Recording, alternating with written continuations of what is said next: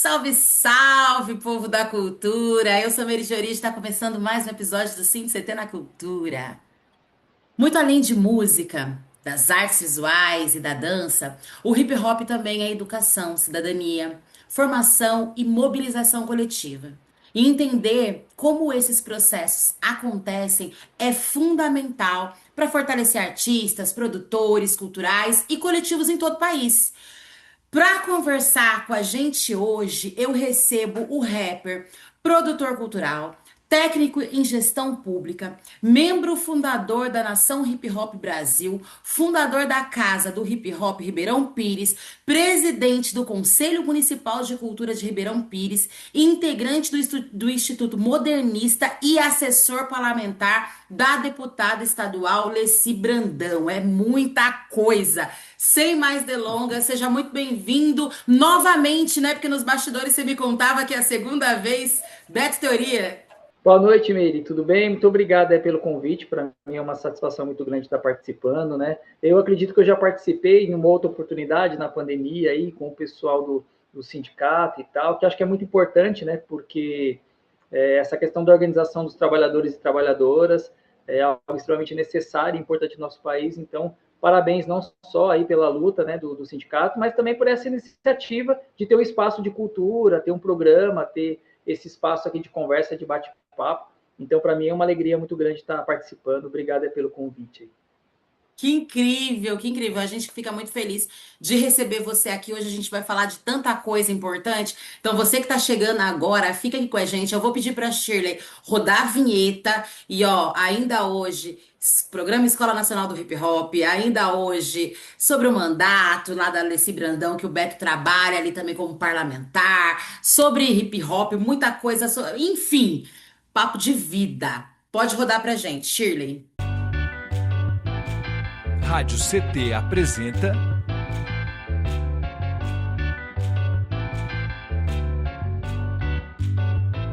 CT na Cultura, com Meire de Origem.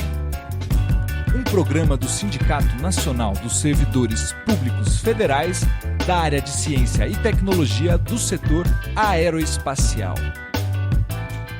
Hoje nós estamos recebendo o rapper, produtor cultural, técnico em gestão pública, Beto Teoria. O CT na Cultura é uma realização do Sindicato dos Servidores Públicos Federais da área de Ciência e Tecnologia do setor aeroespacial aqui em São José dos Campos. Beto, para a gente começar esse papo aqui, muita gente conhece o hip hop pelos elementos artísticos, mas talvez não conheça a sua dimensão organizativa e política. Para começar, fala pra gente o que que é a Nação Hip Hop Brasil, como que ela surgiu e qual que é a principal missão? Bom, na verdade, assim, vou fazer aqui digamos assim, um pequeno detalhamento, né? Eu vim de uma geração do hip hop ali da década de 90, né? Sim. Então, nessa época, né, eu comecei ali, inclusive, Teoria é apelido por conta do grupo que eu faço parte, grupo musical, que é o Teoria. Sim. Então, como o Beto é um apelido comum, as pessoas, para identificar, falavam Beto do grupo Teoria. E aí acabou Eu, ficando o Meire do Beto De Origem. Teoria. É, Aí ficou total. o Beto Teoria, né? Que é um grupo que a gente fundou em 94, ainda na época do ensino médio e tal. E naquela época ali, dessa geração 90, a gente se organizava muito em posses. E eu participava de uma posse que se organizava aqui no ABC, em Ribeirão Pires, onde eu moro, em Santo André, que era a posse Associação Cultural Negro Atividades. Então ali a gente se encontrava, né? B-boys, grafiteiros, DJs, MCs, e a partir daí eu entendi um pouco essa questão do hip hop enquanto elementos, enquanto cultura, porque até então a gente se apaixona pela música, entra na música e tal, quer cantar, né, aquela coisa do artista, né, de fazer sucesso, escrever música, e aí eu fui entender o que de fato era essa cultura que eu fazia parte, que me encantava, né, e aí, então, tive um pouco essa primeira experiência ali com a Negratividades. E aí, em 2004, a gente reúne várias lideranças do hip hop, né, pelo Brasil. A gente consegue ali vários artistas, irmãos e irmãs do hip hop, e a gente fala um pouco sobre essa necessidade de ter uma organização a partir daquilo que a gente faz no dia a dia no território. Eu costumo dizer que a galera não precisa da gente para fazer hip hop, é algo natural que a pessoa entra, faz, se dispõe. É mais a organização, ela precisa trabalhar em rede. Então, na verdade, a Nação Hip Hop Brasil ela surge para justamente ser um instrumento de trabalho em rede, onde eu possa me conectar com outras pessoas e fazer um pouco dessa troca de informação, de energia, de conhecimento, né? Então, alguma coisa que eu faço ali com rap, eu vou socializar com alguém. Então, em 22 de janeiro de 2005, em São Paulo, a gente reúne, né, representantes dos 27 estados para fazer o lançamento da Nação Hip Hop Brasil. Então, a gente está completando aí 22 anos de atuação e com vários irmãs e irmãs espalhadas pelo Brasil, fazendo isso, né? A partir da sua iniciativa dentro da cultura hip hop, pegar um pouco dessa expertise, dessa vivência e criar essa ação em rede, né? Então, hoje a gente discute desde de música ou projeto social, cultural, político, geração de trabalho e renda, enfim. Acho que é um pouco isso, né? A função da Nação Hip Hop é ser um pouco esse elo de ligação entre os pares do hip hop. Muito incrível. E importante dizer para quem está chegando aqui, de repente está assistindo a gente aqui, principalmente a geração Z, né, que é anos 2000 para cá, né, que a posse nada mais era do que o coletivo, que a gente conhece como coletivo Justo, hoje, né? Isso, A CRIO, né, o coletivo. Muito, muito legal. E uma forma da gente se alguns livros, aquilombar, né, da gente se, enfim, né, de estar junto mesmo, assim, né? Sim, alguns livros citam, né? Se a galerinha pesquisar, vai achar algumas coisas dessa época aí, de 90, 2000, falando sobre as pós-hip hop. Eu sou aqui do ABC, né? Sou de Ribeirão Pires, mas aqui no ABC sempre foi muito fervoroso essa questão da organização e tal. Até um pouco, acho que pela influência, né, sindical, a gente tinha nossa maior liderança política do Brasil, o presidente Lula, era aqui de São Bernardo do ABC. Total. Um pouco essa coisa da organização, né? Dos sindicatos, né? Então, em São Bernardo, por exemplo, tinha a posse raúça do Nino Brau, que é um dos padrinhos que eu tenho no hip hop, né? O King Nino Brau. E, então, a gente tinha a posse raúça em São Bernardo, a Negroatividades aqui em Ribeirão Pires e Santo André. Então, eu acho que foi uma experiência importante que a gente teve sobre essa importância, né? De se organizar, de nos conectar e a gente se conhecer também, né? Porque às vezes é muito isso, assim, a gente às vezes faz a mesma coisa ou atua de forma parecida e já é um dos slogans, né, inclusive da própria Nação Hip Hop, é que juntos somos mais fortes, né? Então, essa é a intenção. Muito incrível. E você atua hoje como assessor parlamentar da deputada estadual Leci Brandão e acompanha há muitos anos a construção das políticas públicas para a cultura. Na sua avaliação, quais são hoje os maiores desafios para fortalecer o hip hop enquanto política pública permanente, né? Especialmente nas cidades do interior?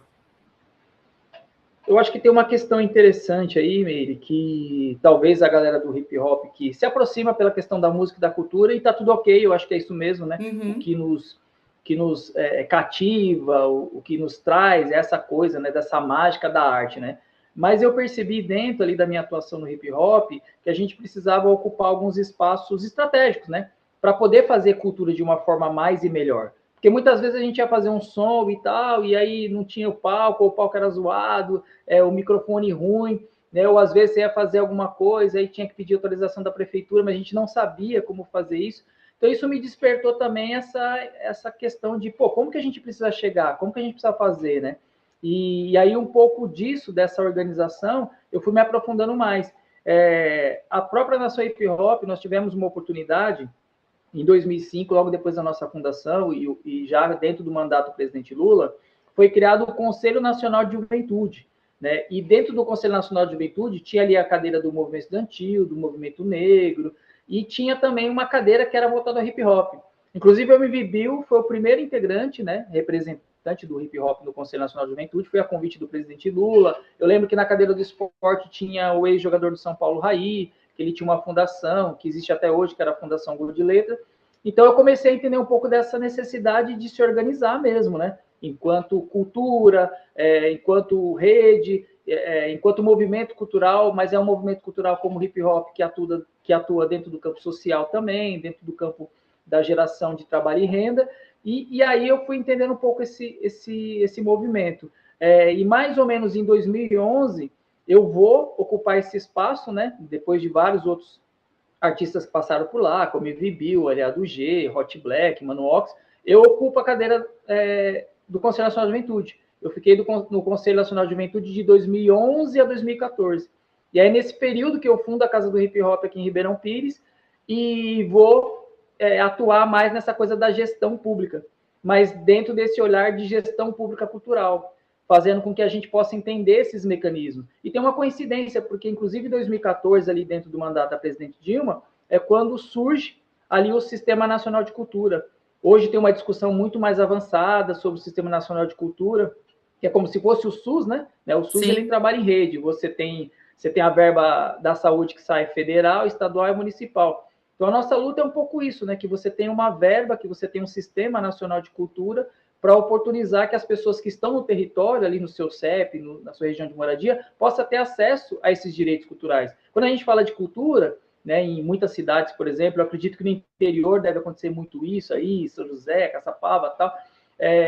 Alguns lugares têm Secretaria de Cultura, mas a maioria dos municípios pequenos, né, em especial no interior, às vezes não tem Secretaria de Cultura. Às vezes é Secretaria de Cultura, Esporte, Lazer, não tem uma pasta. Aqui a gente não tem, você acredita? A gente tem a Fundação Cultural, que ela dá conta dá conta, né, Sim. né, enfim, desse montante, enfim, e ela que oportuniza os editais, e lá, faz, né, enfim, os Esse recursos, mecanismo. né, é isso, mas aqui é uma fundação cultural, o que pra gente acaba sendo bom, muito bom, melhor do que uma secretaria, por Sim, exemplo. exato. Aí você tem um órgão institucional que cuida da cultura, e é mais ou Sim. menos isso, né, que as prefeituras têm que vender, porque o que acontece muitas vezes é só o evento. E as pessoas têm que entender que o evento só não é cultura. O evento é uma consequência da cultura. Então, você tem ali, né, a galera que está fazendo ali folia de reis e tudo mais e tal. Aí depois você faz a festa ali, ou você faz uma festa junina, ou o próprio carnaval, acho que é um exemplo disso, né? Você lá em fevereiro, você faz o carnaval. Só que durante 6 meses, um ano, a galera estava lá trabalhando, fazendo fantasia, produzindo...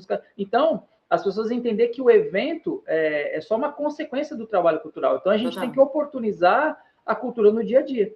E oportunizar a cultura no dia a dia é garantir que as pessoas possam ter geração de trabalho e renda através da cultura. Né? Para o cara que está fazendo música, para o cara que está fazendo adereço, para quem está fazendo costura, para quem está trabalhando com artesanato. Então, eu acho que a gente entender, né, a importância do Sistema Nacional de Cultura e de você ter política pública cultural é necessária para que a gente possa ter aí essa economia criativa de fato, essa geração de trabalho e renda. Então, eu entrei um pouco por esse lado e tive a felicidade e a honra de ser convidado pela deputada Alessi.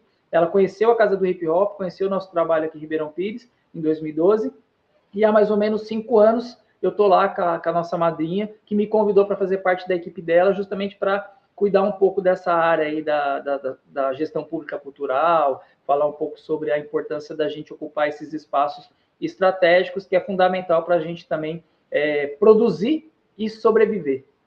Com certeza, nossa, bela fala. E assim, importante para quem está assistindo a gente aqui também é dizer que isso, né, é uma representatividade. Você aí ocupando esse espaço é uma representatividade muito grande, porque daí, tipo assim, a molecada agora, essa geração Z mesmo, ou a molecada que tá chegando agora, né, enfim.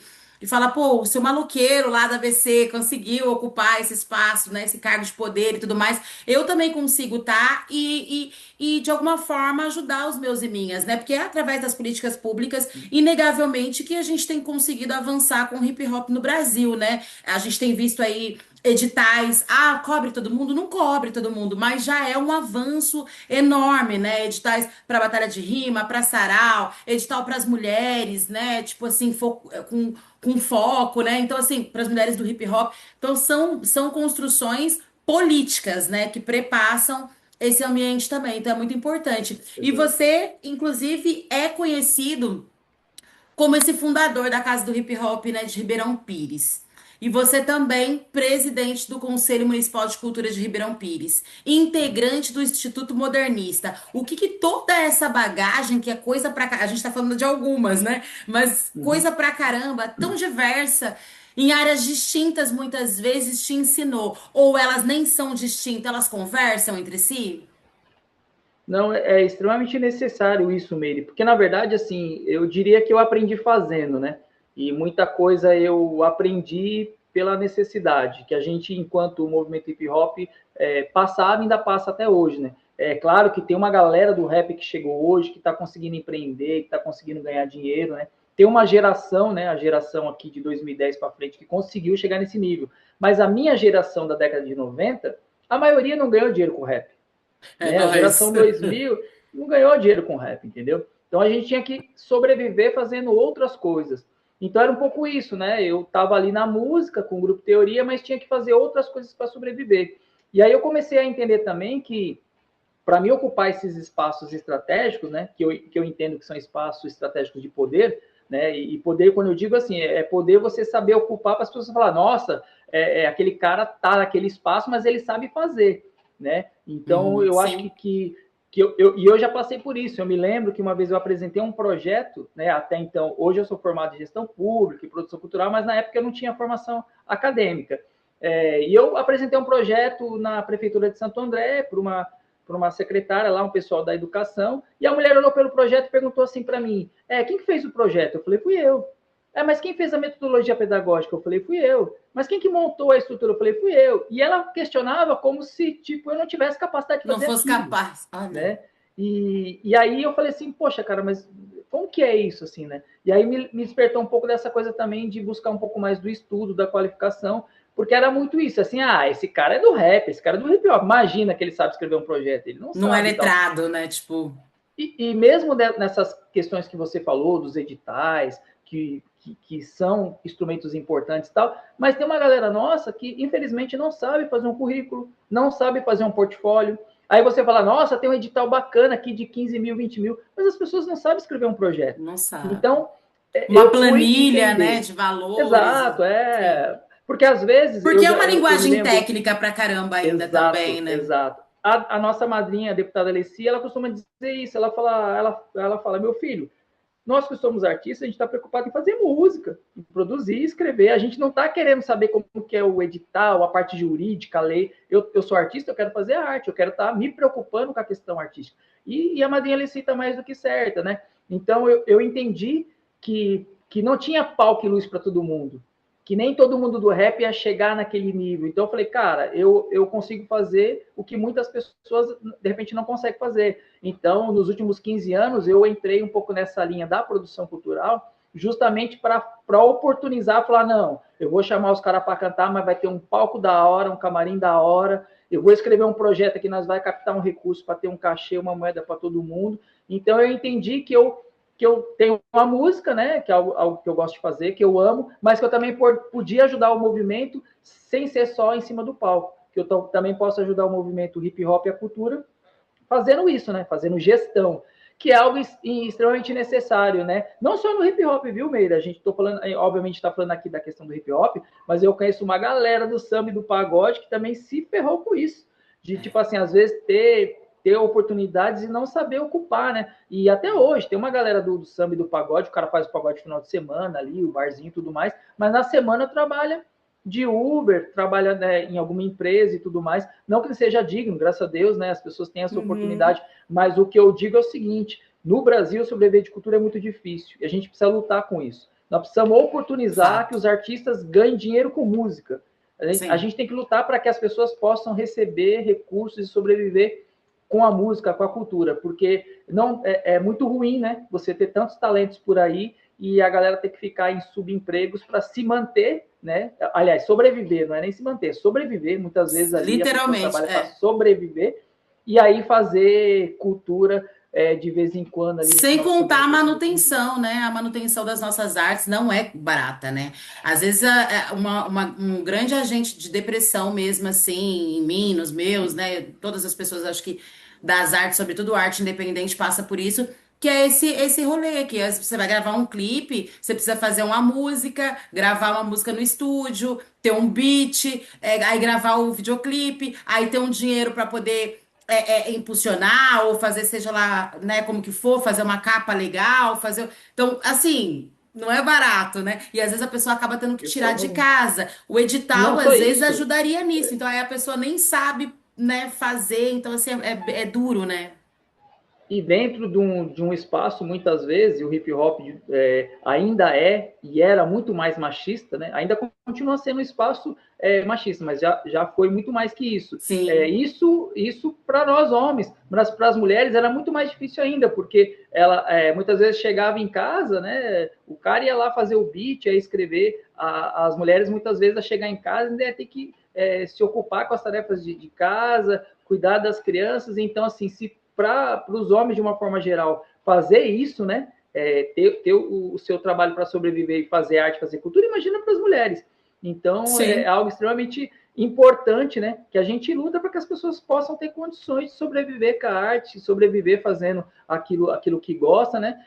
Para, inclusive, ter qualidade de vida, porque muitas vezes eu já conheci vários artistas que largaram a música, largaram a arte, porque não conseguia, inclusive, às vezes, ter saúde mental para lidar com tudo isso, né? Então, a gente tem muitos talentos desperdiçados na música, na cultura, por conta disso. Então, assim, eu, digamos assim, sou um pouco esse agente cultural que faz isso, como a deputada Alessia, uma deputada que está sempre preocupada com a cultura. Só para dar um dado para você aqui, nós estamos no estado de São Paulo, o estado mais rico da federação. A deputada Alessia não é uma deputada ligada ao atual governo, ou seja, a deputada Alessia é uma deputada de oposição, mas a deputada Alessia é a deputada que mais manda emenda parlamentar para a Secretaria de Cultura do Estado, né? Então, se você imaginar que na Assembleia você tem 94 deputados e a Alessia é uma deputada só do partido dela, e ela é a deputada que mais manda recurso para a Secretaria de Cultura de emenda parlamentar, então é porque algo não está legal aí, né? Nós não temos essa consciência, por exemplo, dos parlamentares, de entender que também precisa investir em cultura. E se a gente for pegar os números, de uma forma geral, a maioria das secretarias de culturas também tem a verba pequenininha, né? Então, você vai ver lá que tem a Secretaria de Saúde, Educação, que são as prioritárias e tal, mas muitas vezes, às vezes, uma Secretaria de Segurança Pública tem mais grana que a cultura. Então, às vezes, o pessoal está investindo, né, em presídio, em munição, né, do que investir em educação, né? Então, essa lógica, para nós, é uma lógica que não está correta, né? Que não é lógica. Exatamente, porque a lógica deles é a lógica do financeiro, né? Da obtenção de capitalismo, recursos, né? E aí, na verdade, esse gasto com segurança pública é um gasto que não justifica. O gasto que justifica, que não é gasto, é investimento, é justamente educação e cultura. Exatamente, né? E muito massa. Eu queria aproveitar e falar para vocês que estão assistindo a gente aí. Tá rolando um chat aqui embaixo. Então conversa com a gente, interage. Vou gostar de descer aí e falar com vocês também. Dizer que a gente está num ano eleitoral, um ano super importante, né? Quiçá um dos anos mais importantes nesse tocante de políticas, né?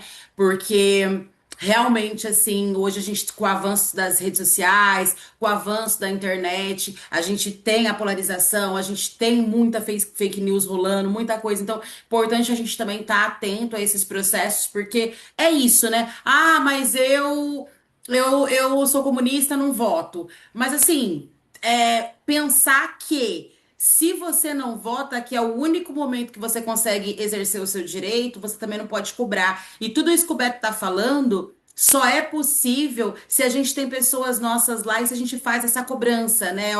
Pressiona os deputados, pressiona o Senado, né? Então a gente tem que fazer essa pressão pública. Deixa eu falar para vocês. A produção Shirley tá colocando aqui no rodapé as redes sociais do Beto Teoria, tá? Então, sim, sigam muito. Se não der tempo de fazer isso agora, tomar nota, tá na descrição desse vídeo. E se inscrevam aqui também no nosso canal, certo? Custa R$0. Toda semana tem episódio novo aqui, ok? A gente vai rodar um vídeo aqui para ver uma fala super importante do Beto a respeito do vídeo, é um vídeo, né, do projeto Hip Hop na Escola, porque a gente vai voltar agora para falar sobre o programa Escola Nacional do Hip Hop. Essa fala aconteceu no programa, no podcast do meu amigo Betinho, que é esse cara político, esse cara que a gente tem aqui no Vale do Paraíba, tem a sorte de ter. Eu quero aproveitar, inclusive, e mandar um beijão pro meu amigo Betinho Zulu. E pode rodar pra gente, Shirley.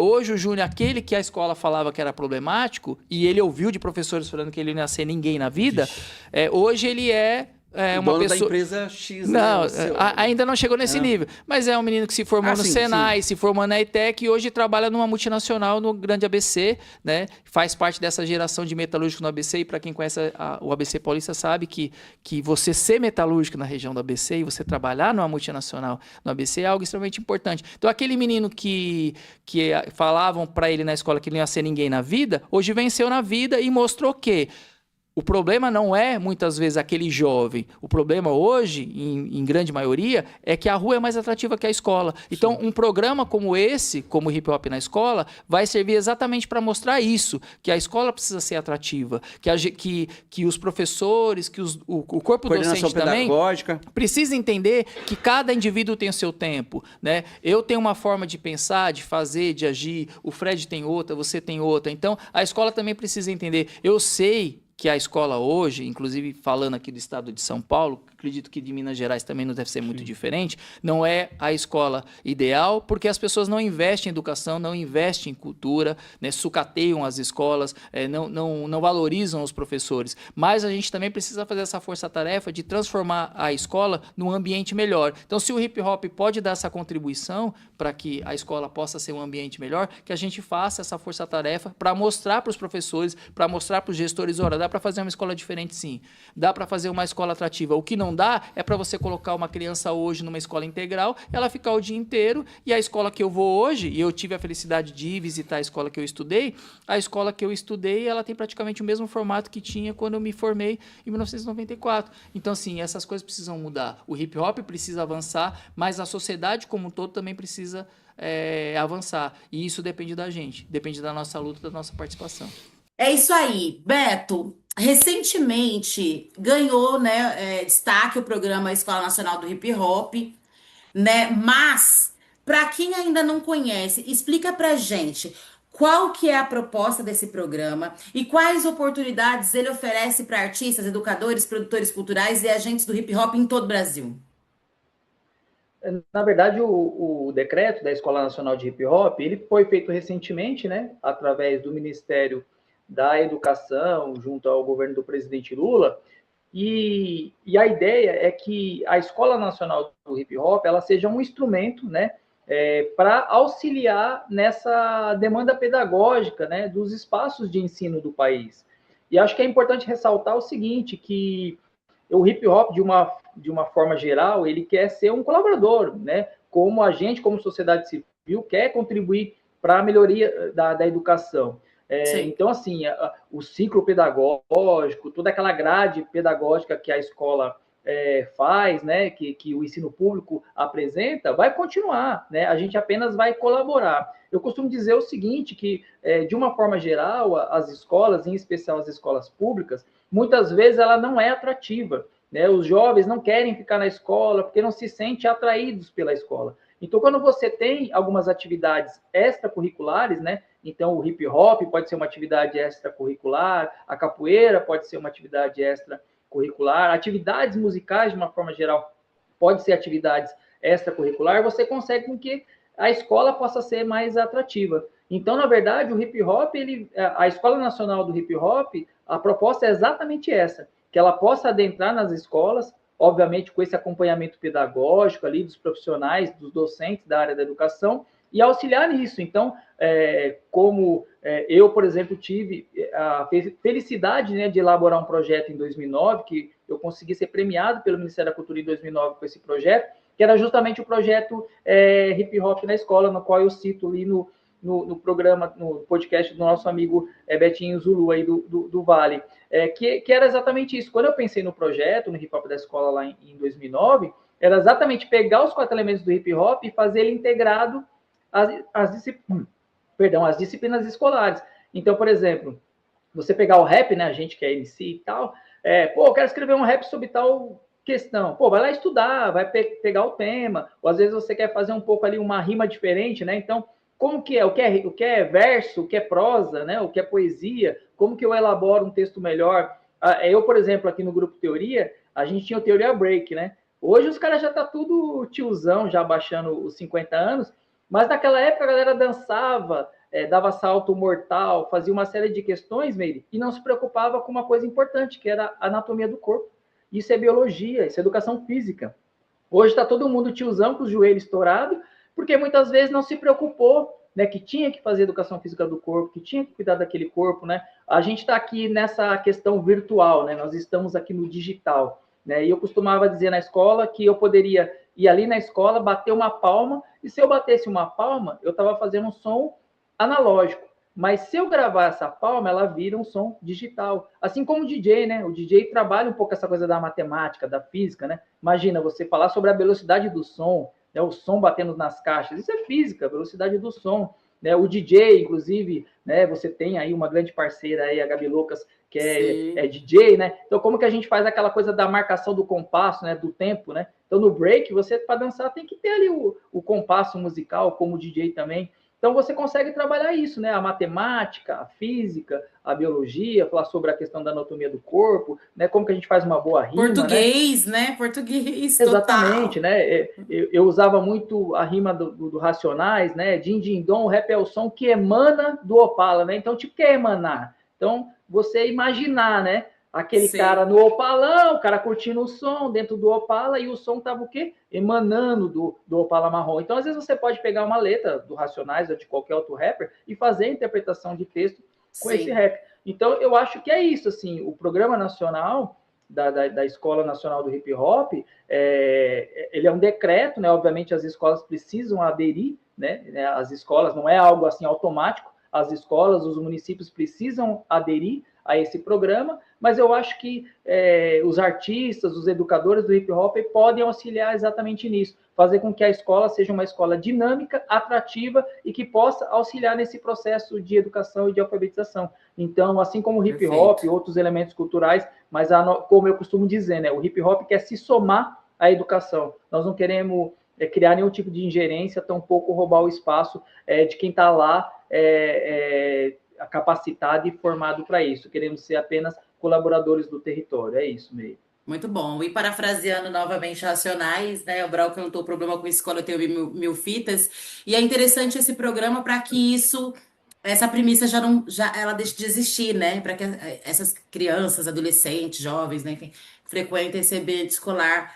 Não precisem ter essas mil fitas, esses mil problemas com escola, né? E que possa ser um ambiente mais acolhedor, seguro, porque daí o hip hop vai trabalhar tantas outras coisas também, inclusive essa coisa coletiva, né? Do viver coletivo enfim, nossa, muito bonito esse projeto, né? Muito especial esse projeto. E eu tô bem feliz de dizer que São José dos Campos aderiu, né? Aqui, a Secretaria de Educação aderiu aqui na nossa cidade, algumas outras cidades do Vale, Jacareí, Paraibuna. Não estou acompanhando todas, mas isso é muito importante. É um primeiro passo já, e se você está assistindo que é de outra cidade, e vai dar uma procurada de saber se a sua cidade aderiu ou não. Caso não tenha aderido, né? Por que não aderiu, né? Bom estar junto ali, né, também dos ministérios, né? Porque é nessas horas que a gente consegue fazer as nossas cobranças. Ô Beto, e a gente está chegando no final aqui, mas pensando especialmente nos municípios como São José mesmo, né? E tantas outras cidades do interior, como que os coletivos locais, aí justamente isso que eu tô falando, pode se organizar para participar dessas iniciativas, acessar formações e ampliar oportunidades para quem já desenvolve trabalho cultural nas periferias? Eu acho que o grande instrumento, né, hoje nós temos a facilidade da internet, então a gente consegue buscar um pouco algumas informações de uma forma mais resumida, mais acadêmica, né, através dos canais da internet, né, no próprio site da Secretaria, por exemplo, do MEC, do Ministério da Cultura, e nos territórios locais, né, onde tiver Secretaria de Cultura, acho que o ideal é a gente procurar dialogar com esses parceiros da cultura. Em muitas cidades também, inclusive as cidades para receberem o dinheiro da Lei Aldir Blanc, né, da Política Nacional Aldir Blanc, da PNAD, um dos critérios das cidades era criar o Conselho de Cultura. Então, valorizem esses espaços onde as pessoas estão se reunindo para falar sobre cultura. Né? Então, como eu disse no início aqui do programa, a gente às vezes não tem aquela expertise de fazer um release, um projeto, um portfólio, mas procurem os pares da cultura. Então, procure buscar informação de quem está fazendo essas ações. Então, poxa, eu quero saber um pouco mais sobre o Escola Nacional do Hip Hop. Vá até a Secretaria de Cultura, vá até a Secretaria de Educação, entra nos grupos, nos coletivos que trabalham com isso, né? Procura o Conselho Municipal de Cultura aí do seu território. Então, eu acho que a gente procurar essas informações e quem está atuando, eu acho que é o ideal. E uma outra coisa que acho que é importante também, Meire, que assim, as pessoas não precisam ter vergonha, milindres de perguntar. Ninguém nasceu sabendo, às vezes você não é da área, mesmo às vezes quem é da área tem dificuldade, então pergunte, questione, pesquise, né? Porque acho que é importante a gente buscar essas informações e acessar essas informações justamente para ter, né, condições de executar e ocupar esses espaços estratégicos e ocupar, obviamente, cada vez mais e melhor. Muito bom. E essa próxima pergunta que finaliza aqui com chave de ouro, ela faz muito sentido nesse sentido também, né? Porque eu queria que você falasse que mensagem que você deixa para artistas, produtores culturais e jovens que acreditam no hip hop como ferramenta de transformação social, assim como nós, né?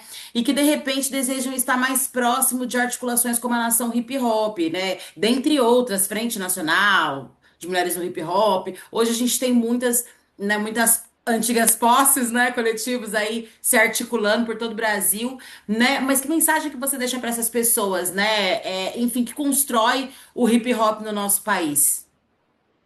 Acho que tem uma frase muito interessante de uma música do Chico Science, né? Dos pais e fundadores do Mangue Beat, que é me organizando, posso desorganizar. Desorganizar.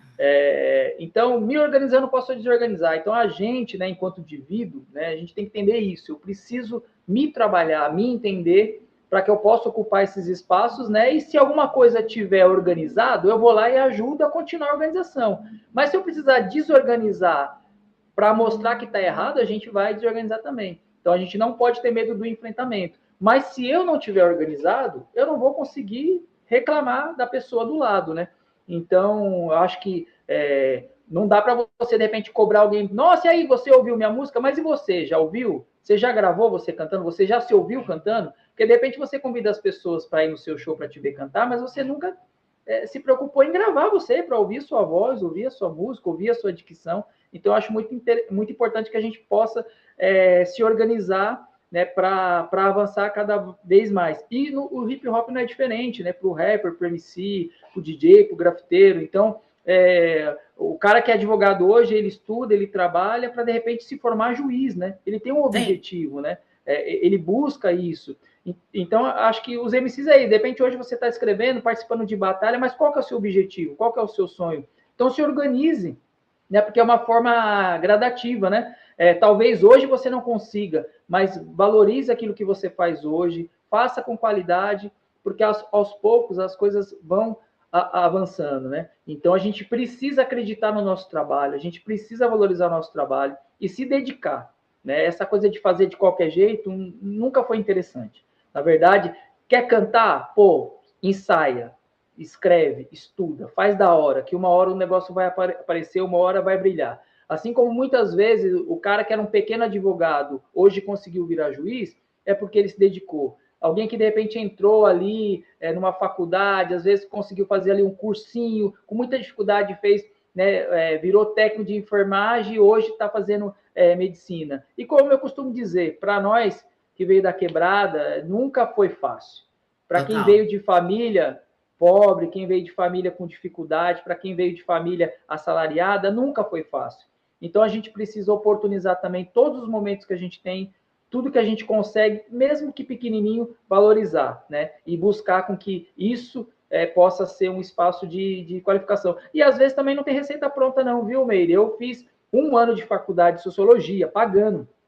E eu não consegui terminar a minha faculdade de Sociologia e, às vezes, acontece, bateu um desânimo, eu fiquei meio desmotivado, até que um dos griots do hip hop chegou para mim, o Big Richard, que hoje é doutor em comunicação e é da faculdade, é um dos professores da Universidade Federal do Sul da Bahia. Às vezes, quando eu ia para Brasília, encontrava com ele, ele falou assim, não, Beto, não desiste.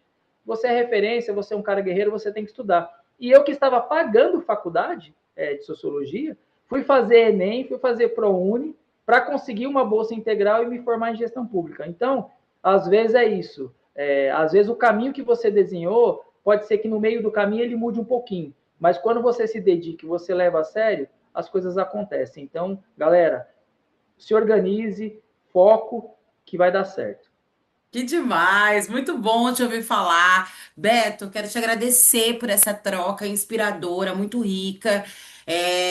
Eu acredito muito também né, no quanto esse movimento transforma vidas e transforma a gente como indivíduo, como você falou mesmo, que a gente aprende essa auto-organização, essa autogestão, inclusive dos nossos sentimentos, né? Enfim, de tudo que nós somos. Então, assim, agradecer você por essa troca, mas, sobretudo, agradecer pelo trabalho que você vem fazendo, pelo hip hop, pelo coletivo. Isso é tão interessante, né? Para que a gente hoje possa estar aqui batendo esse papo, mas também falando sobre políticas públicas do que está acontecendo e é palpável, tá acontecendo. Tipo, né? Esses dias eu até postei. Né, quando saiu o edital e tal, eu falei, nossa, eu vivi para ver, assim, porque muitos não viveram para ver, né? Então, assim, que bom que a gente está conseguindo ter, né? E que a gente continue avançando, mas para isso a gente precisa de mais bets, mais betinhos, mais griots, mais pessoas, né? Se articulando mesmo. Até porque não vamos ficar para semente, né? Para que esse movimento prospere e tenha vida longa. Fica à vontade para fazer Sigo à considerações disposição. finais, viu? Estou à disposição de vocês sempre, né? Tem minhas redes sociais, @BetoTeoria. Pode também acionar a nossa gloriosa Nação Hip Hop Brasil ali no Instagram, mandar um direct. Eu, como assessor do mandato da deputada Alice Brandão, também estou à disposição ali, o mandato da deputada Alice está à disposição da galera, né? Para o pessoal aqui do ABC, né, que está assistindo, que está se conectando aí através do programa do Sindicute. Nós temos aqui um Instituto São Bernardo, do meu parceiro Henrique, que é um instituto modernista, que é justamente isso, né, fruto de muito trabalho, muita conquista. A gente conseguiu se organizar, né, dentro do instituto, que é um instituto que justamente defende que trabalho é cultura e cultura é trabalho, esse é o nosso lema. Então, assim, eu estou à disposição da galera aí, seja para falar sobre hip hop, sobre gestão cultural, estamos junto e misturado aí. É nóis, agradecer a você e a toda a nação hip hop também pelo excelentíssimo trabalho e agradecer vocês, né, que estão do outro lado da telinha aí, que nos emprestaram seu tempo, seus ouvidos. Esse foi mais um episódio do SINDCT na Cultura, uma realização do Sindicato dos Servidores Públicos Federais da área de Ciência e Tecnologia do Setor Aeroespacial aqui em São José dos Campos. Continua nos acompanhando aqui pelo nosso canal TV SINDCT na Cultura, mas também pelas redes sociais. Agora o programa está chegando ao final. Vocês já podem seguir Beto Teoria. Tá aqui, ó, na descrição desse vídeo. E seguir Nação Hip Hop também. Vamos deixar tudo para vocês mastigadinho. E a gente se encontra por aí. Satisfação, Beto. Muito obrigada mais uma vez. Seguimos juntos em luta. É nóis. Forte abraço. Forte abraço. Tamo junto.